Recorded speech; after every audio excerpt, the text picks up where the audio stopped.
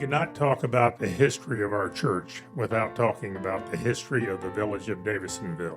And you can't talk about either one without talking about the contributions of Thomas Davison. Thomas Davison is considered the founder of our church and one of the early leaders right up until his death in 1868. The village of Davisonville is named after him. Our story begins in the mid-1820s when Thomas buys a 200-acre tract of land called Bessington from a Washington, D.C. couple. This land would turn out to be the heart and soul of the village of Davisonville. This farmland would contain one dwelling and a public road running through the property.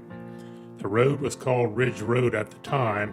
Today it is called Route 424 or Davisonville Road. Shortly after buying the property, Thomas and his neighbors would petition the county commissioners to run a second public road through their land.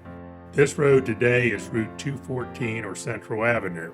This intersection would be the beginning of our historic crossroads community and the making of our village.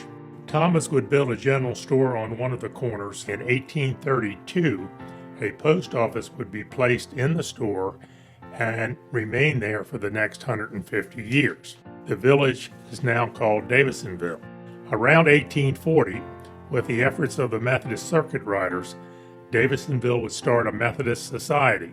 Early members would worship in each other's homes. As the congregation grew, they would buy a small meeting house called Providence Meeting House. The meeting house was located on Patuxent River Road.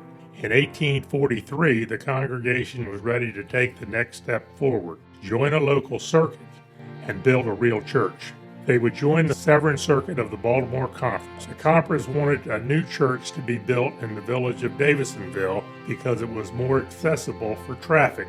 The next question, where would the church be located in the village? The conference would form a committee to decide. Thomas Davison was placed on the committee. Now keep in mind, Thomas Davison owns all the land in the village of Davisonville, so he will make the final decision. He selects an acre of ground located behind the store, which is now our present-day cemetery. On November 19, 1844, our first church opens and is called Mount Wesley Chapel.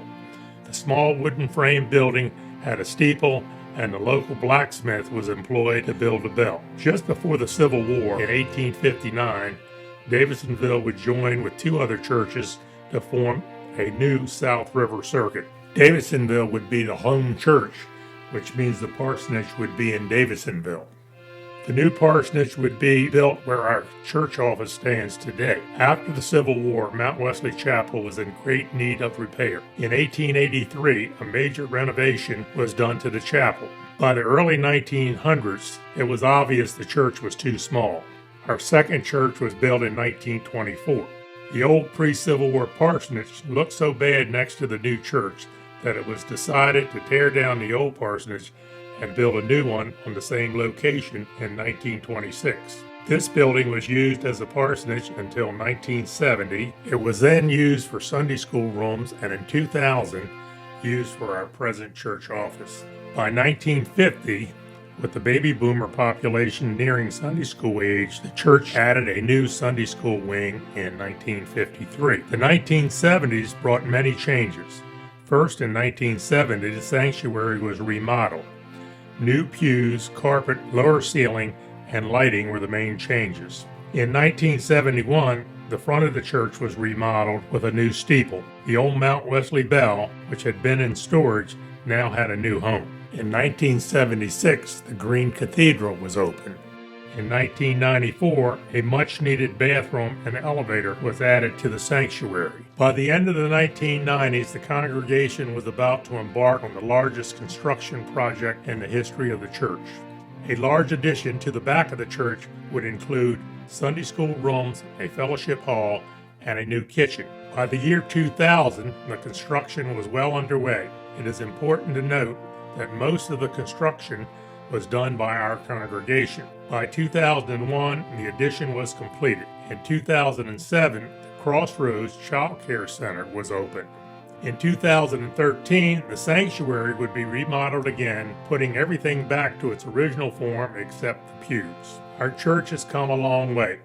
From a modest country church in 1844 to a beautiful church complex 175 years later. I think everyone, both past and present, should take great pride in our accomplishments over the years. Happy 175th anniversary, DUMC.